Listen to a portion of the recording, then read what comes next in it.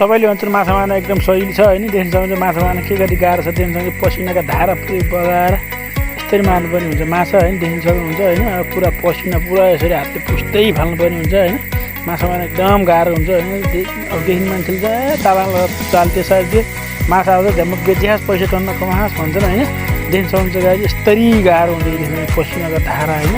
ठ्याक्क लागेर देखिन्छ यस्तो घाममा सर उयो घाममा यो टन्टल 12 बजेको घाममा यसो जाल थाप्नुपर्छ होइन। देखिन्छ पुरा जाल हल्लिएर आमामा कति गाह्रो फुकाउन जाल पुरै काँखा परेर फुकाउन हैरान गाह्रो छ, लास्टै गाह्रो छ होइन। त्यही माथि डुवा खेलाउनु पर्छ, फेरि यता एउटा हातले डुवा खेलाउँदा हातको पातै झर्ला जस्तो हुन्छ होइन। अर्को हातले पुरा जाल फाल्नुपर्ने हुन्छ होइन। देखिन्छ भने अब यस्तो गाह्रो छ होइन माछा मार्नको लागि होइन। यस्तै छ के गर्ने, यत्रो दुखेर जाल थापेर माछा चाहिँ मनौरो छोडेर हाम्रो पर्दैन, अब के गर्ने है। अब यस्तै छ है गाइज। यस्तै भिडियो हेर्नको लागि च्यानललाई सब्सक्राइब गरौँ है।